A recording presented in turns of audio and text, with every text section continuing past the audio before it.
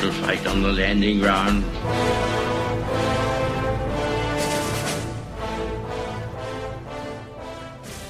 Thank you for joining us. You are listening to A Radio, and this is the Morning Moment. Please click on the follow button on Spreaker.com. Today, I want you to listen to a short clip from Fox & Friends last week. Their guest was Scott Pruitt of the EPA.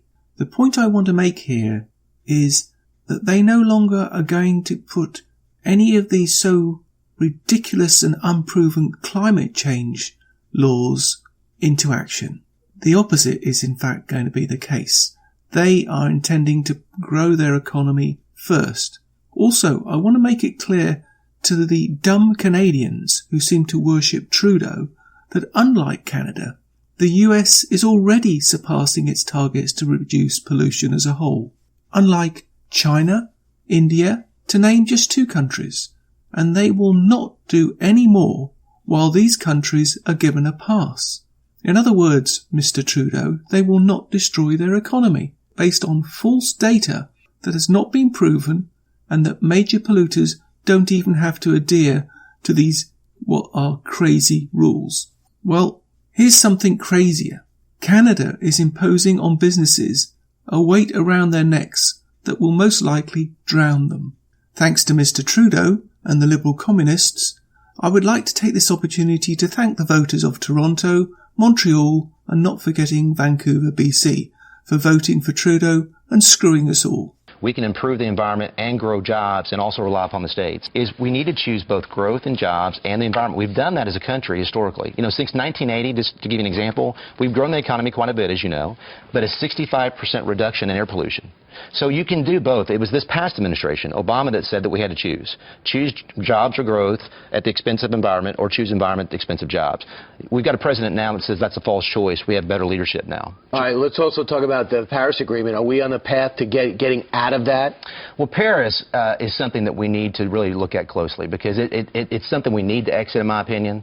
It's a bad deal for America. It was in America's second, third, or fourth kind of approach. China and India had no obligations under the agreement until 2030. We front-loaded all of our costs. What's your biggest objection to the Paris Agreement? That America was put last.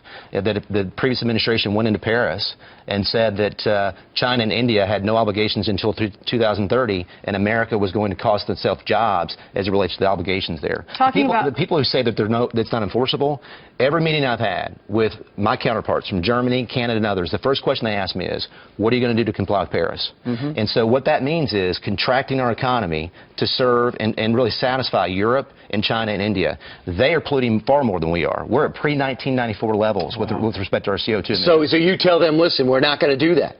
That's exactly right. You can find more at aradio.wordpress.com. I am very pleased to announce that thanks to you for following us on Spreaker.com, that A Radio can now be found on iTunes under A Radio. Thank you, everyone. And I'm on Twitter at A Radio Canada. I'm also on Facebook at A Radio Canada.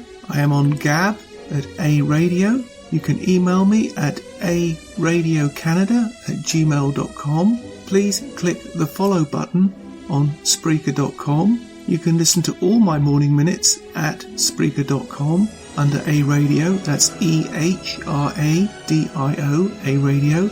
And please click on the like button. And you can also find all my podcasts and morning minutes at aradio.wordpress.com. And click on the Morning Minutes tab.